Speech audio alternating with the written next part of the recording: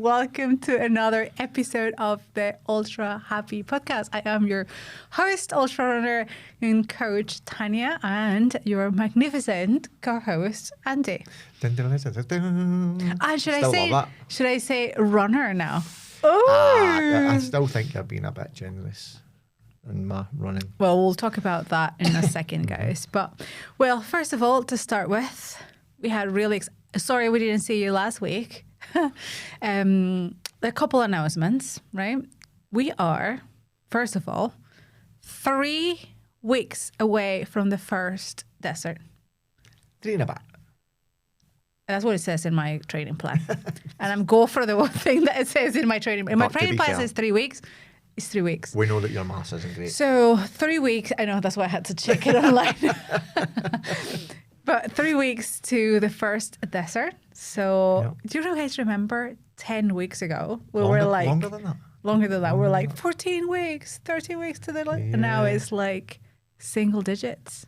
Single digits. So 3 weeks. It's just, like I said before on our podcast, see when we got to that 5 weeks. Yeah, it starts going and you so were like, fast. that's 5 weeks to race. And I'm thinking, but it's only like 3 weeks till we move over to Dubai. So, and sadly, this is our last podcast or episode of the season 1. So we are also online. So if you're around, say hello. If you have any questions, we're here. And this amazing studio that we've been in as well. I know, this is our first studio where that opened the doors for us and everything. So, but we're looking to continue. And if you were asking, I got a couple of questions that we were going to continue from Dubai.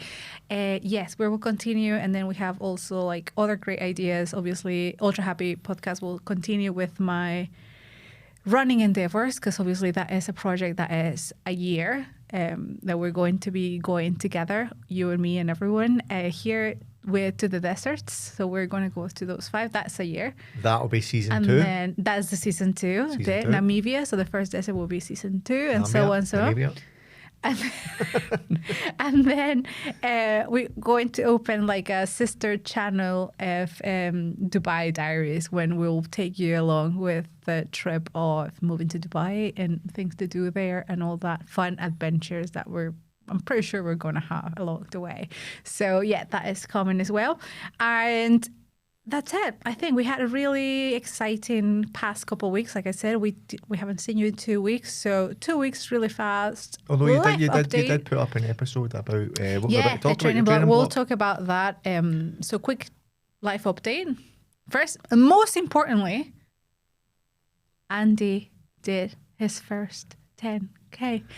Yeah. I mean, even I'm surprised at that, to be fair. 10 weeks. Can you remember? 10 weeks to my first 10K. So 10 weeks ago, when we did our first episode or podcast with you, he did not run a thing. Do you remember those times? So long ago. As they say, I couldn't even run a bath. You couldn't even run anything. You were like struggling to do... How did you start it? 30 minutes? Yeah, back then it was back about... then, like back then, I know, like ago. It was years ago. It was like 10 weeks ago. But it was about trying to get to a 5K. 5K? Well, first of all, it was just about running, wasn't it? And from seeing if I could do it and then getting to a 5K. And then obviously on that day, it took me, 43 minutes or something to do. Well, the time doesn't matter. No, I know, but 43 minutes, remember? Because the last, like, sort of few minutes, we had to put it up. sprinting. We had to put the treadmill up to a pace of like 11 or 12 for me to make it. Oh, otherwise it reboots the computer of the treadmill. And I've had a couple of 10Ks now under my belt. Oh yeah, not only one. Now he's done a couple. Now he's like doing 10Ks like it was nothing. I don't know about that. Are you struggling? Like, how are you finding yourself when you finish that 10K? No, do you find yourself tired or? Well, I'm a watching my Chronos. It asks me. No, you. How do you but feel? I'm going to say it asked me how I felt about the run, and every one of them has been sort of medium to fair. I don't feel like I'm knackered. My recovery, and that's pretty quickly. But having said that, after I've done the couple of 10Ks I've done, in my head I'm thinking I want to try and get to 15, but I'm having a wee bit of a mental stumbling block just now. Because what's happening is I'm going to the gym, and in my cardio days what I'm doing is I'm doing a 5K and then going on the rower for 2 lots of 10 minutes, because it's not that I've lost that encouragement or that excitement for running, but I feel like, right, give me a wee break before I try and move to the 15K. Does that make sense? Yeah, and that's actually how when I coach, for example, that's exactly what I like to use. I like to use 3 weeks of building up, and then just side note, I do not coach on this, so that's not my coaching. But what you're feeling right now. Is that normal? Avoid it, and it's normal, and not to avoid it because it's going to happen, but how to work around it is set yourself like 3 weeks of a working load. So that's what you were doing, and then give yourself a week, 3 weeks or 4 weeks. If you're already an athlete that's been training consistently, you can probably push it to 4 weeks and then have that week of deloading. I call it usually for my clients, they have the deloading or recovery week. So that's exactly, and not only physically, obviously that week is going to help you to recover and to rest, not physically, like I said, but also mentally. So that is like, I'm feeling a little bit bored, like, so it's great to have that. I've run out of good documentaries. There you go. But funny, that is true. Interesting, because obviously, for those that don't know, Tania was taking a run club with a place called Dockyard Social. Oh, yeah. And I went out with them a few times outdoors, and I think I'd already mentioned before that I prefer running on treadmills than I do outside. But I noticed, and I was saying to you that when we went on the last run club, that the route we took for the 5K, at the end of it, we had a hill. Oh, yeah. So I was at the beginning of it because my pace is a bit quicker now. I'm getting better at running. I was saying to Tania jokingly, this pace is a bit slow for me. And she was like, right, you settle down, that's enough. And we were laughing about it. I was kind of joking, not joking. But when we got to the end, my pace was still quite good. I was still in front of the pack, and we got to this long hill, and I started running up it, and everybody took over me. And that was it. that was it. But that shows you that I'd never thought about the fact of running on a treadmill all the time. That would come as a problem, that when you came to hills. So now I understand. Now I understand wheelchair runners why you walk up the hills and run down them. I was going to say, maybe you have an ultra runner inside you. They walk up the hills. I don't run the uphills, of course. It was funny. I just seen everybody fly by me, and I'm like, I thought I was doing good. But that's great. I think the third mill is a great place to start, because obviously a lot of people probably there, like, you feel still intimidated a little bit of going out. Yeah. And I don't know, maybe a little bit of like, people are going to see me. And I know I hear that as well a lot. So being a thread mill and just being in a gym, if you feel comfortable there, it's a great. That's not. I think not you in particular. I'm just saying, like in general, people. There's people also like don't like the gym because they feel intimidated by the gym. So same thing happens with running in the street. Like, I feel intimidated by the street, or going out, or joining a group, or So treadmill brings a great opportunity, a great option for that kind of people. One thing I would say about the outdoor running and the run clubs in particular, and I know that you've recently finished yours and you've handed over to Fly Glasgow, but I think that one of the things that I enjoyed it, and I was saying to the girls that I was running with and the guys I was running with, part of running the 5K with a run club was good because you were talking to different people, and getting different experiences and talking about different things, and I feel like I enjoyed that more than I enjoyed the running. Do you know what I mean? That's interesting. But I think it's different people think different ways, different obviously. people. For example, I'm a loner. I like running alone. I actually don't. And that's even how I started I started with a group, but I didn't pick up running or a running group or something. I actually discovered that I like better being on my own, because I can pick my own pace, and not even though I wasn't doing long distances obviously at the beginning, but I liked being on my own. So it's different how different people until now I'm enjoy obviously a group running, because now I know that I can do comfortably a 5K. But back then I was like, no, I don't feel comfortable, I don't want to do it, and I just did everything by myself. And I still do, to be honest. A lot of my training I do on my own. And speaking about training, I had the biggest training block that I've ever had in my life this last week. Yeah. That's why I wasn't here last week with you guys, because we took the West Highland Way.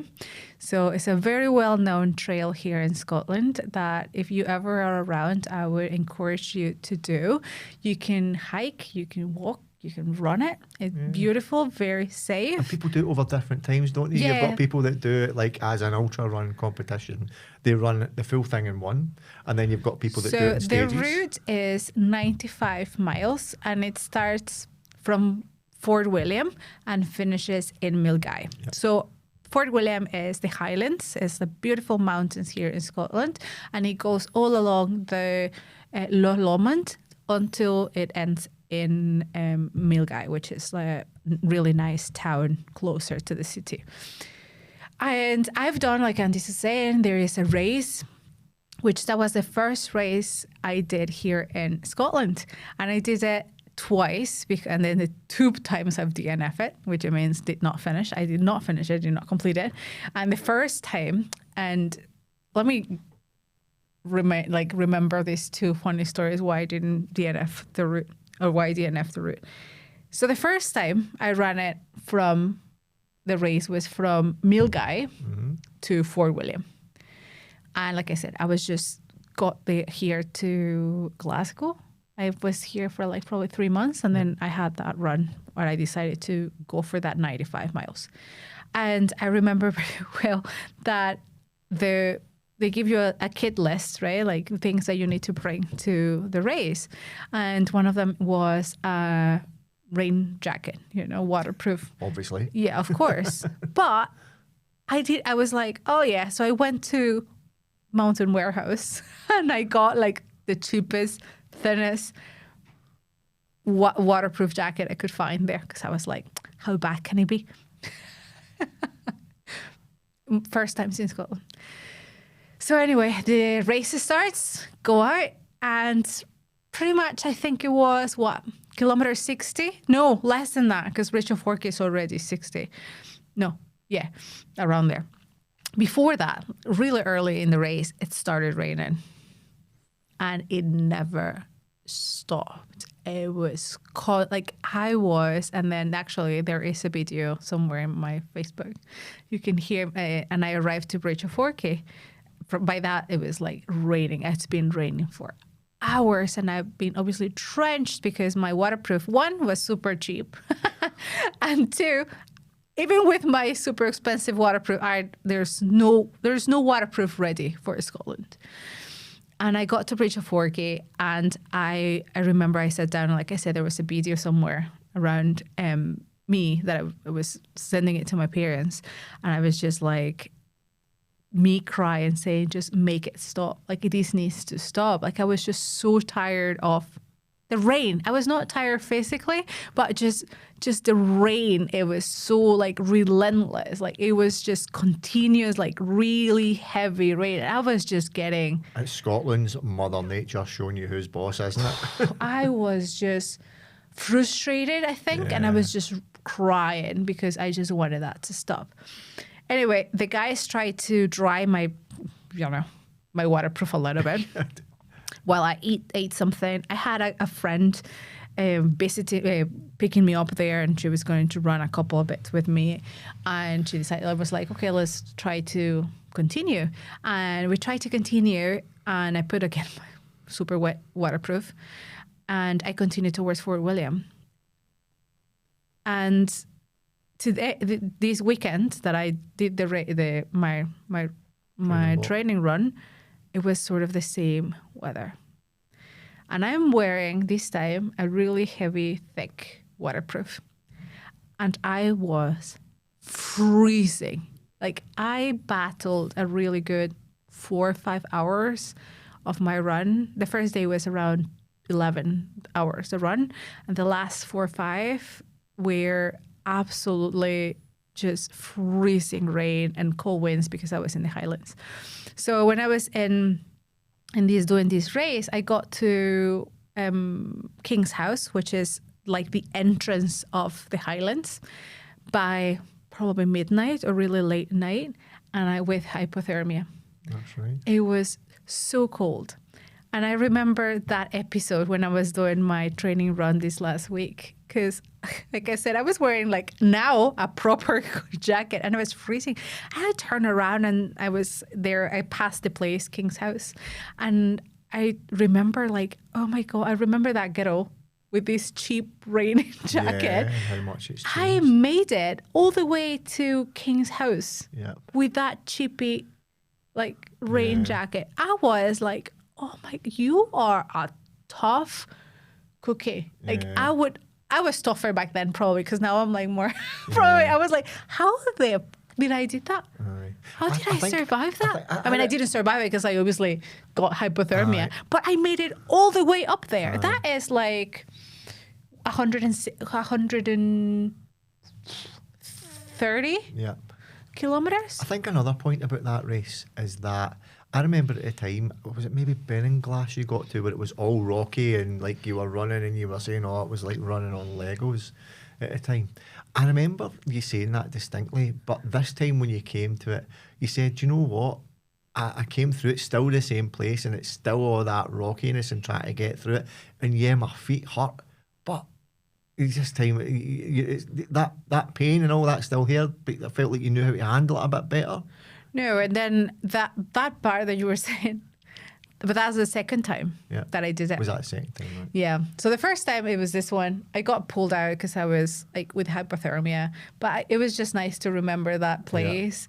And I seen myself just turn around and give old Tania a big hug, because I was like, you were tough. Like you made it all the way up here with almost no prepared, like geared wise. It was stupid and dangerous. So if you're going to do it, please stay safe up in the mountains, people. And then the second time is the one that you were saying. The second time, the organizers decided to do it backwards. So that means go from Fort William to Milgai. So, and we started in the morning.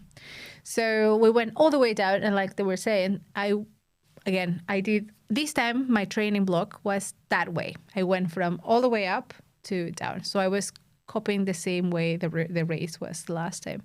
And the little track that you were saying is Inversnade. It's a very, very, very tricky part of the route. It's like very rocky. Like you literally have to like scramble a little bit. Yeah. And that time when I was doing that race, it was so hot. Like so hot, right? The first time I pulled out because it was cold. And the second time, it was overwhelming. It was so hot. And I was just not having it. And I was having a weak moment. But that section that you were saying that is so technical, I remembered it was bad. Yeah. Like I had in my head, like, oh, it's bad. But this time that I did it, it's worse than I remembered. It was so hard this time. Yeah. And again, I was like, Tania, how the fuck did you do that? I've been running all day. And then I came through this section, and this training block, I did the same route, guys, but I did it in 3 days, just because also I was doing it with my backpack this time. So obviously a little bit more challenging in the sense of that I was carrying my... And the objective of the training block was that, just long days back to back. What was it, 60 kilometres, 50 kilometres? So the first day I did 60, yeah. And again, from Fort William. So the first day is Fort William to Bridge of Orkney, which is 60K. And from Bridge of Orkney to Rowerdennon, that's the section, the tricky one. And that one is 50K, 50-ish something. And then the last bit was Rowerdennon to Milgai, which is pretty simple, pretty flat, pretty boring. And that is around a marathon. So pretty, and then you can stay in hotels around the route, and you can make it as short or as long as you want. There's people that walk it in 7 days. It's like really nice. But, you know, just because there is this facility to do it, you know, in days. So that's why I like to do it. And I did in 3 days.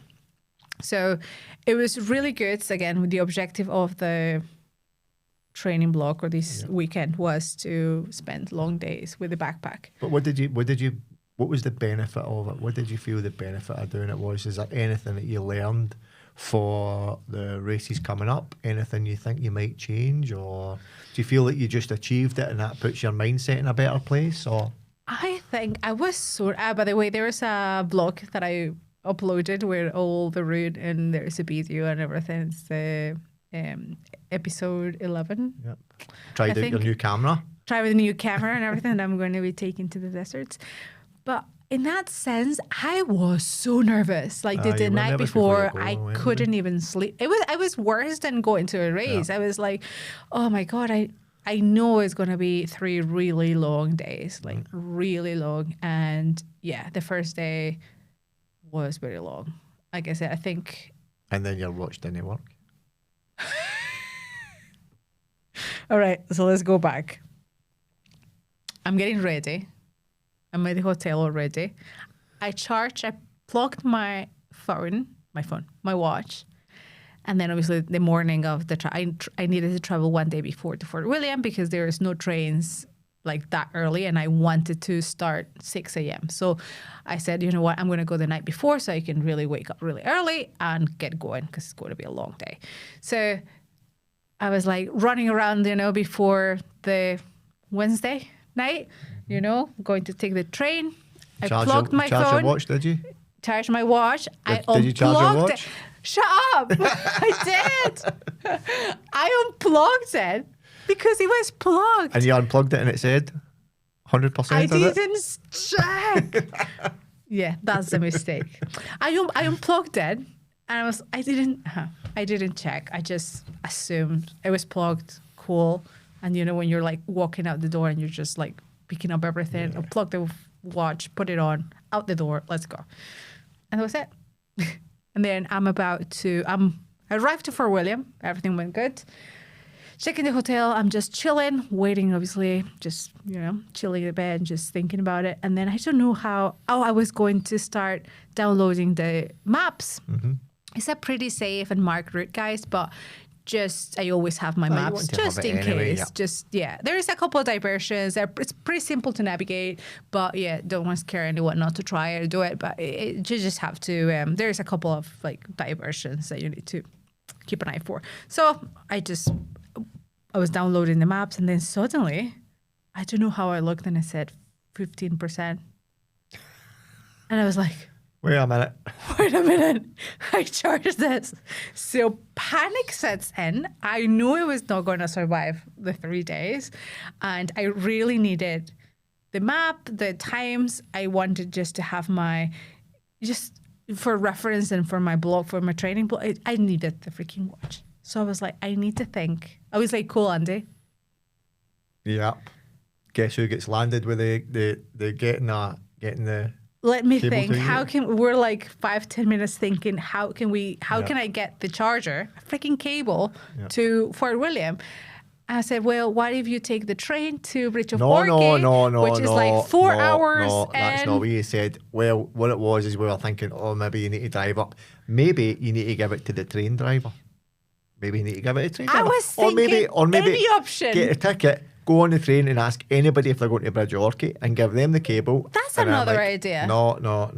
The hotel was literally outside the train station, so I thought some random guy. Just paste it outside the train, like we like just stick it on with a tape. When it comes out, I'll just grab it. I don't know what I was thinking. But then you remember the baggage carriers. I remember there's baggage transfers. That's another comment for anyone that's interested in running the West Highland Way. You don't need to carry all your stuff. Yeah.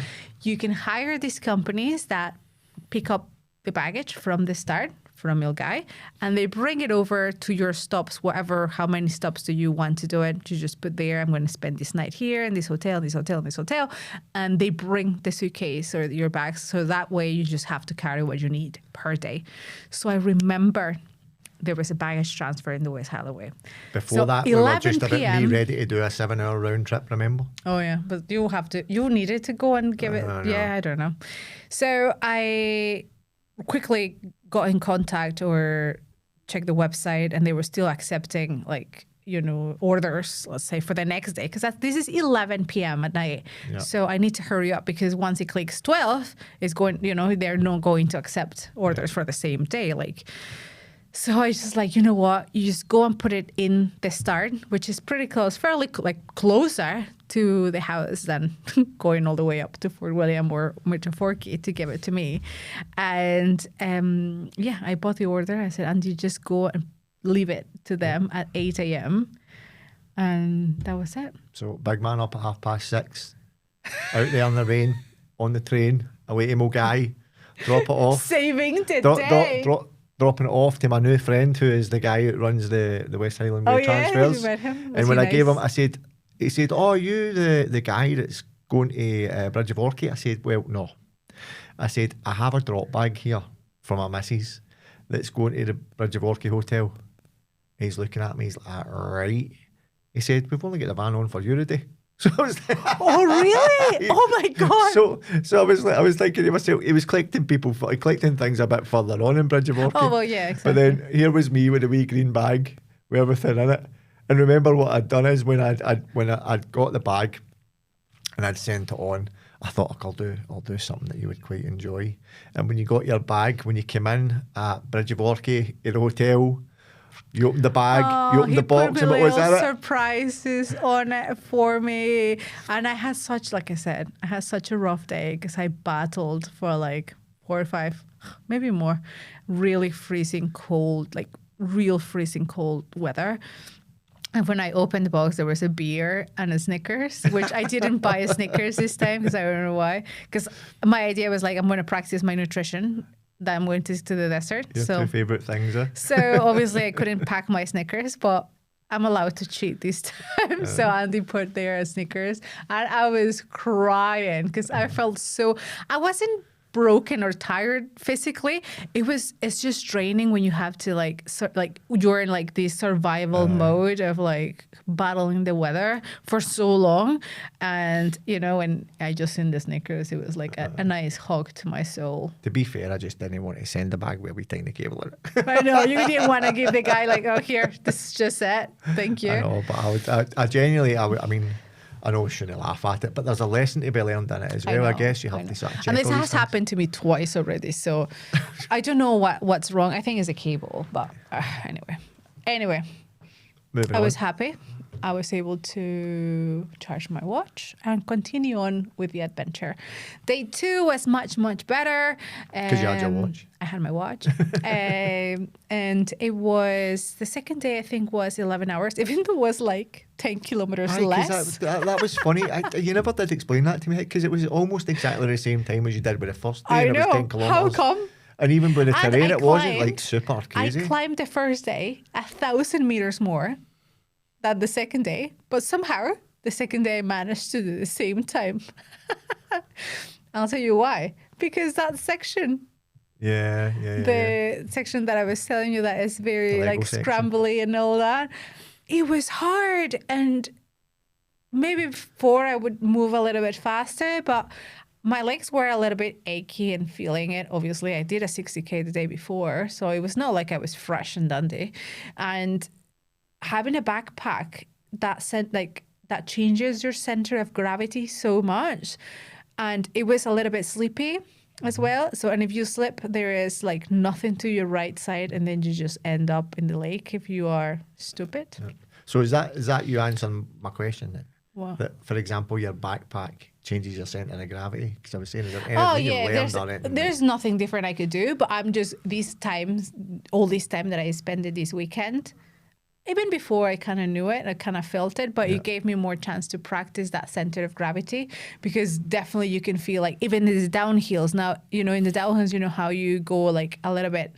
Oh, either lean forward or lean back. Yeah, you just have to be, like aware that now your weight is not your weight now. And then if you lean back a little bit more, it's just going to push you more, obviously, because you're like, again, your center of gravity is in the back. I guess that happens with people that are pregnant, maybe. You know what I mean? Maybe, yeah. Your center of gravity is to the front.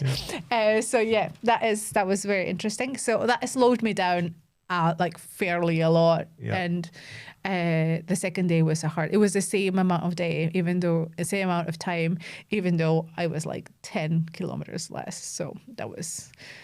Yeah, I was a little bit feeling it, definitely. And then I cheated a little bit in this training block. Like I was trying to mimic the same conditions at the desert in the sense of back-to-back hard days. But obviously this time I did shower. Yeah.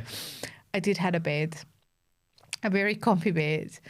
And the second day that I slept really well, all the nights I slept really well. Like I wasn't feeling. The second day was a little bit rougher. Like after that 60 and after that 50 hit, my body was a little bit much more achy, and I woke up in this like puddle of sweat. Fever style, was it? I think I had fever overnight. I obviously didn't I didn't know. I passed out. But I was probably very, very hot. Oh, I forgot to mention, the day one, I got cold burn. Oh, yeah. Remember I sent you a could see where your backpack I was like aye. all red the day that I was battling the freezing cold. And I was so red everywhere. Like, it's just the cold. Like, that shows you how the cold just kind of like freezes your skin. So I was like, I got some color just because I was like so frozen. And yeah, the second day was great. The sun came out a little bit, actually.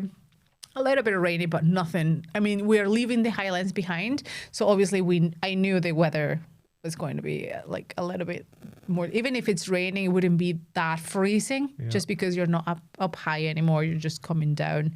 So it was nice. And just that section just took forever. But again, it just took it slowly. What about from a gear perspective? Is there anything that you picked up about your gear? Because you were trying different leggings and the front pack of your... Oh yeah, I was able to play with a little bit of the adjusting the backpack because my poles were not sitting right, so they kept falling. So this time, I think if I put my backpack a little bit over, so the poles, so the straps sit almost in my chest. Like pull it tighter so it comes up higher. So it gets tighter, exactly. So that I kind of like was playing with that a little bit because I've been having issues with the backpack in the sense of the poles falling, but. Yeah, I think I fixed it. And the front pack as well? I am not going to have a front pack. No, you're not going to use it? No, because there's an extra attachment that you can get and then put like an extra backpack or a wee back pouch in front. But I'm thinking I'm going to get too hot if I have that like in my chest, covering my chest. I need like air and like I need to be fresh a little bit. And I don't think that would help. So I am trying not to. Obviously, I will have to take it if I don't find a way to put everything in the back.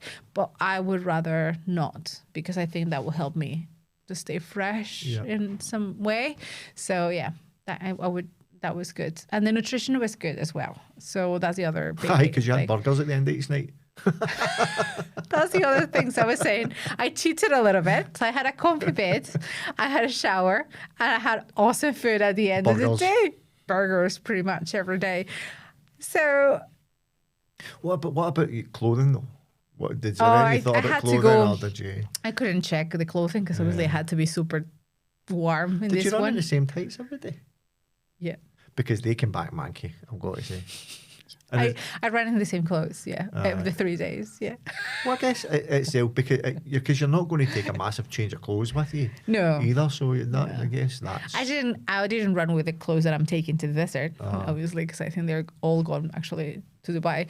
But I ran with the same clothes, and it was good to, like I said, it was difficult. And then at the end of the day, the third day, I had a friend coming over because we were closer to home. So it was like... A friend and an athlete of yours? Yeah. And I used to train him. He's a great ultra runner and athlete, Matt. And he's a physio now. So it was great to have him around. Definitely a good chat. And the day definitely went way much faster.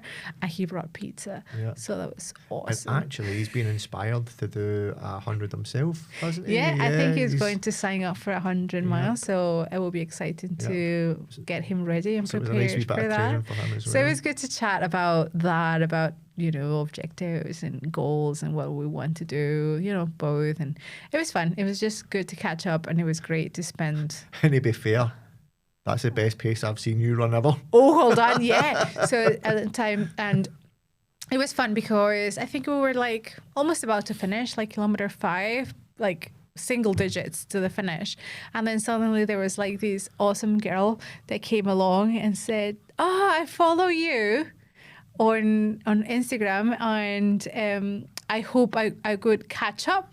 Yeah. She was just running, and then she thought, I'm going to do this route because she's going to pass at some point of the day. And she's like, I just did this route to just by chance to see if I see you, because obviously I didn't even know what time I was going to pass that. We're going to cross that path, and it was just meant to be. She was like, I'm just going to try this route, and if I see her, I see her. And she was so excited. She was like, oh my God, I can't believe I actually caught you. Like, oh my God. So we ran together the last 5K. Well, she stopped a little bit before because she parked her car before Migai. So she parked it a little bit before. So after we left her, but because she was, obviously fresh, new and all that, and she was going a little bit faster. So I thought, Matt's fast as well. Matt's is really fast.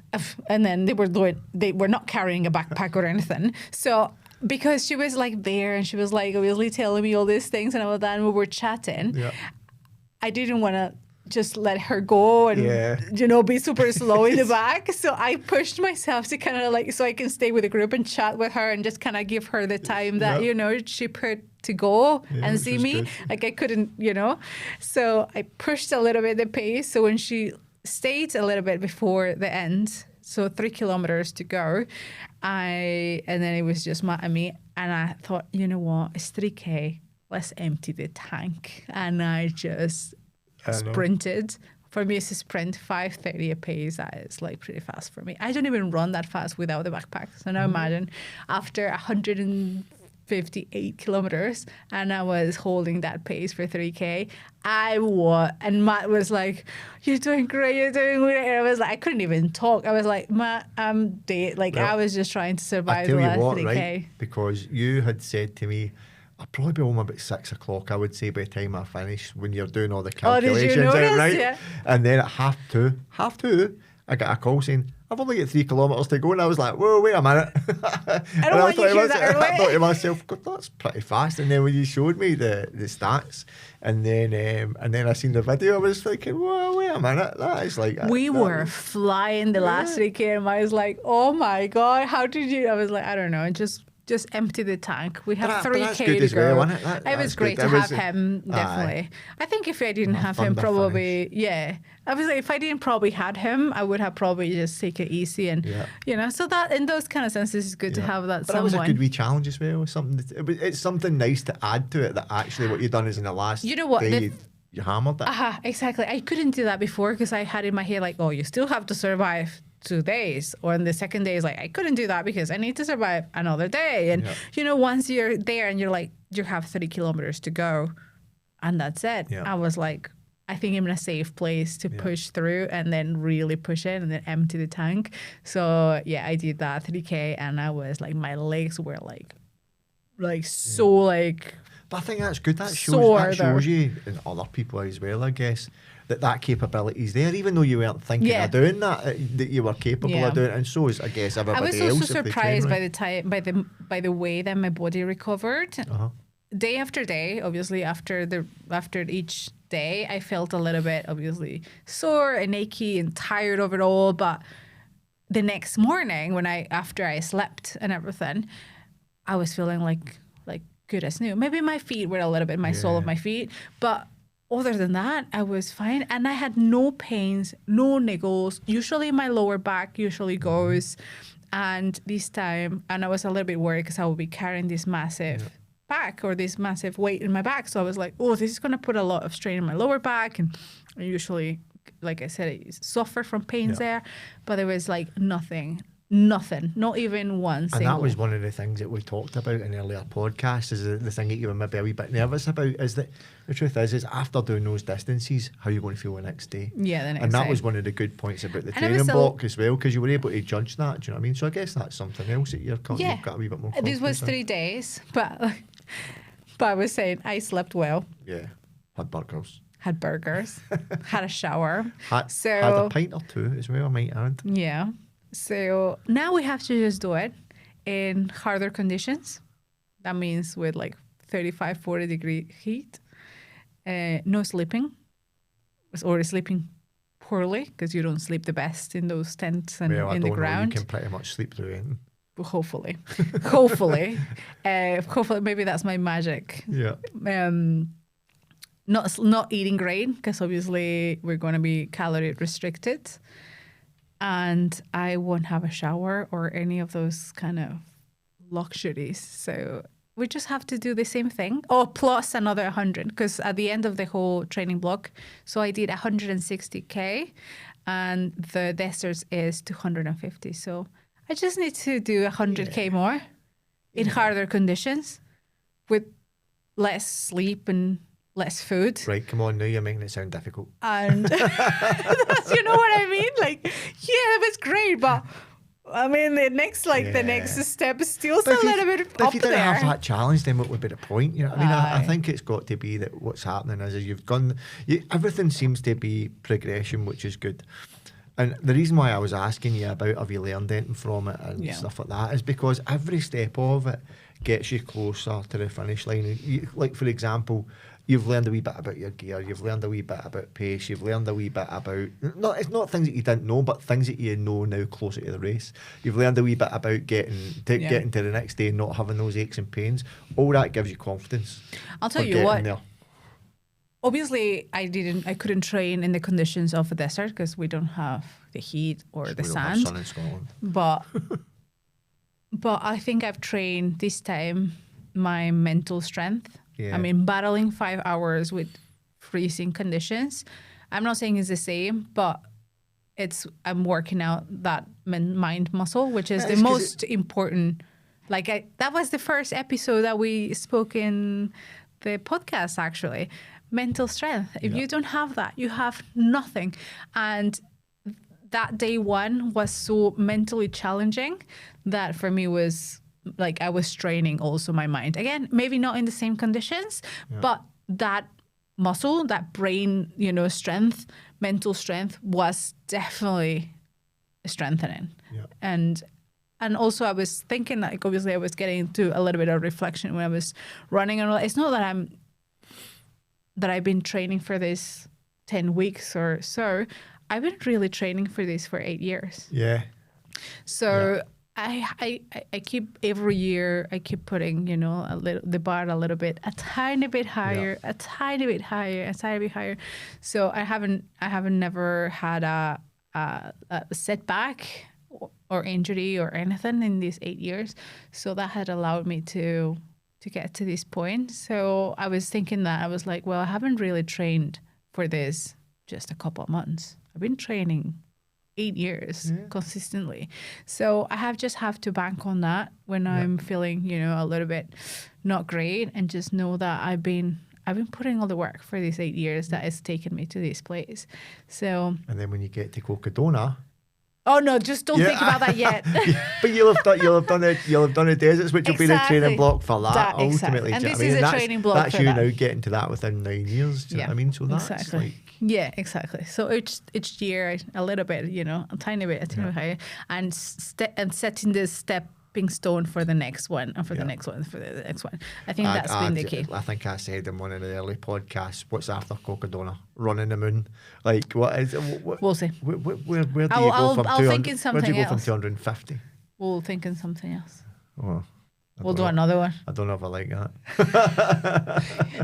So very sad because this is our last podcast, like I said, here, and we've really enjoyed doing it. And you know what? We were looking at the stats the other day, weren't we? Oh, yeah. And over 8,000 people have Let me see if we have anyone. over all the platforms, and I think from both of us, we just want to say a massive thank you for that.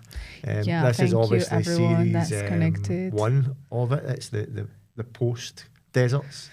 And I think just a massive thanks to everybody for that, because it's way surpassed our expectations. And I hope that people have enjoyed it. I know certainly, like I said before, I was a bit sceptical about coming onto the podcast. You like it now? Now I look forward to it. I think it's great to sit down and chat and experience, and what people come back to us and say is really positive. I've loved it. When we were looking for a place in Dubai, and we had the opportunity to kind of redesign the flat that we're going to move into, we did ask for an area, for a cool area where we can keep doing this and bringing you along to this adventure. So, like you had said, thank you so much for everyone. Yeah, please subscribe. Please share this if you find it helpful, inspiring maybe. And, I think also we should give a big thank you to all our guests that have been on for this series. I mean, I have learned so much from that. I think you have been like, your brain has exploded many times. I came off them and I was like, that was absolutely brilliant. And that's one of the reasons that I loved having you here, because I have been, like I said, in this sport now, not long actually, it's pretty like 8 years is nothing compared to other people. But I've been in long enough that and obviously because I do what I do, and I'm a coach and trainer, and then obviously I know all this information. I kind of like take it for granted. Like I think everyone knows these things.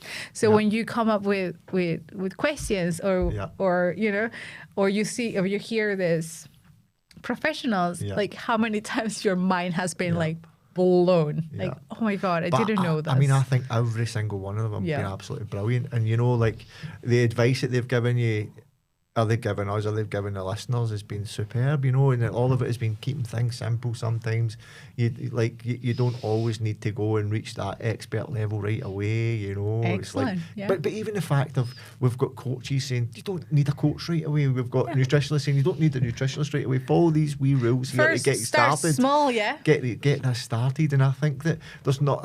I watch a lot of these things, podcasts on TV, and there's not many people say that. It's like they're always out to sell you something. They're always out to get you to like, invest in this, invest in that.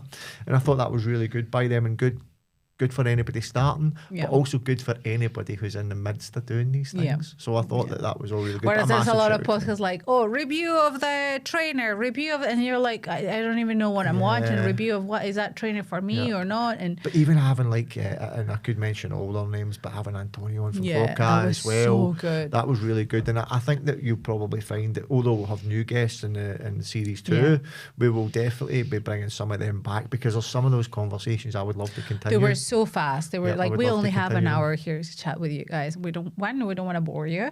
Hope we're not doing that. Yeah. And obviously it's not sometimes enough time to just, you know, and I'm sure we'll keep learning. We will all keep learning as I learn and I grow. I want to bring you all along the journey and that's the exciting part of discovering. I don't know everything, and that is the whole point. Like we're going to be growing. Maybe I know a little bit now, but still, you know, there's, let's say when we go to the deserts, I didn't, you know, when we started shooting this, I had no idea nothing about how we're going to tackle this big goal or big challenge.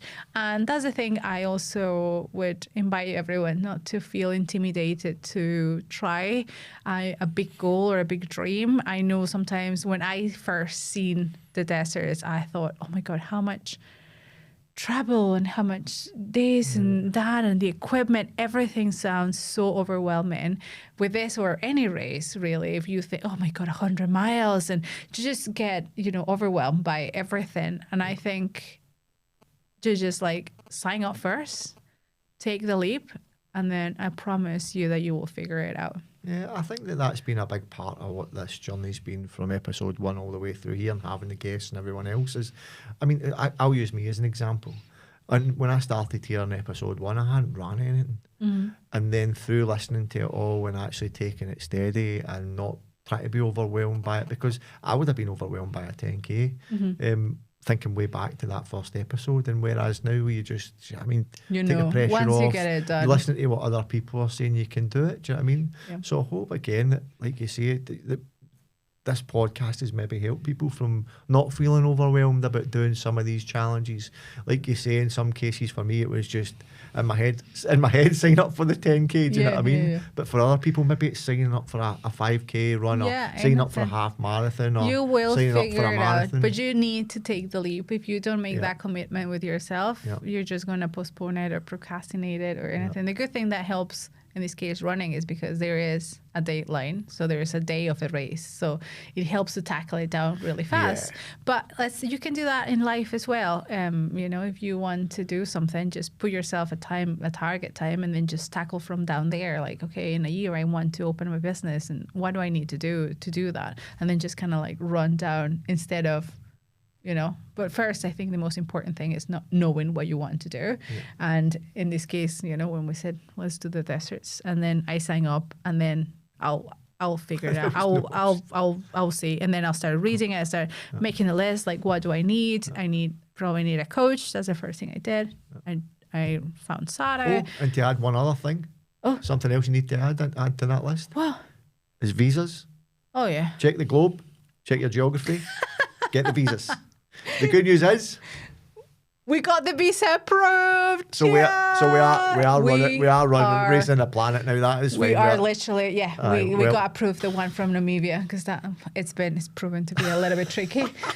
That was some scare moment. I was like, hold on a minute. Hold on, we're not racing the planet. We're not racing the planet anymore. No. You see, I know we'll figure it out. That's why I never get into panic mode.